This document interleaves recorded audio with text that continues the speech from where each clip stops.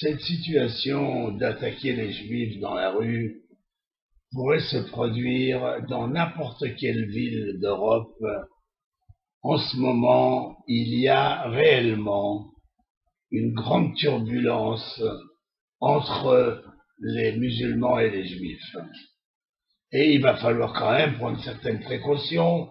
Ce n'est ni de la lâcheté, ni de la peur, mais je ne vois pas l'intérêt aujourd'hui de sortir avec une kippa. Je ne vois pas l'intérêt aujourd'hui de sortir avec un Magen David, avec des choses ostentatoires. Il faut vivre avec son époque.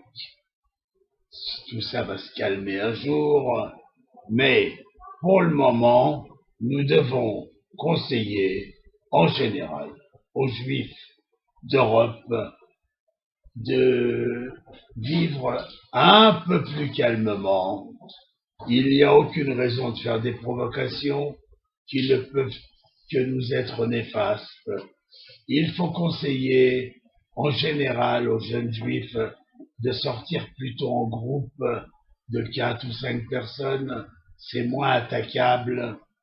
Et puis, il faut pas prendre trop au sérieux les quelques petits voyous qui envoient des crachats ou un œuf sur des jambons, tout ça. C'est cette époque où finalement 150 pays ont voté pour soutenir les Palestiniens à créer un pays d'observation à l'ONU. Tout ça nous est extrêmement négatif. Ceci étant, il va quand même falloir s'organiser.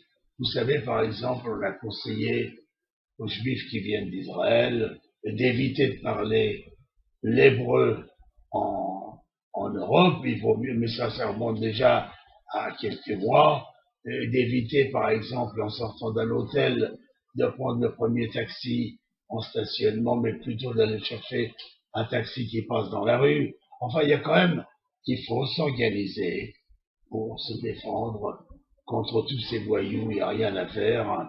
Et ça peut durer encore, malheureusement, quelques années, mais c'est notre sort à nous juifs. Il faut vivre avec notre temps.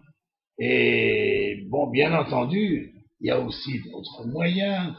Il va falloir peut-être organiser des commandos pour répondre aux attaques. Moi, je ne suis pas contre.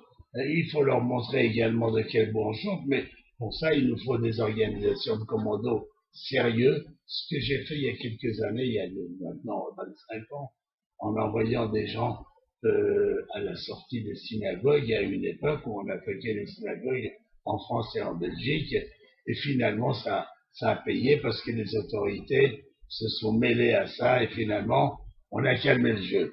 Voilà. Bon, eh bien, là-dessus, c'est tout ce qu'on a à dire. Porter une casquette à la place d'une kippa, c'est pas très grave. Porter vos bijoux en or sur le Magen David plutôt à la maison que dehors, ça n'a aucun intérêt à le faire dehors, parce que, vous voyez, moi, je ne pense pas que les Arabes, en général, dans leur masse, soient des gens hostiles aux Juifs ou à Israël. Il y a quelques meneurs, quelques voyous, et dans le danger de tomber sur un voyou, moi, je conseille à la population juive quand même de faire preuve d'une certaine prudence et de surveiller un petit peu les enfants, les jeunes qui sortent, que tout ça se passe le plus calmement possible. Voilà, merci à vous. Dizengoff Center, l'espace commercial le plus vaste et le plus diversifié d'Israël. Dizengoff Center, une destination à ne surtout pas manquer lors de vos prochains séjours à Tel Aviv.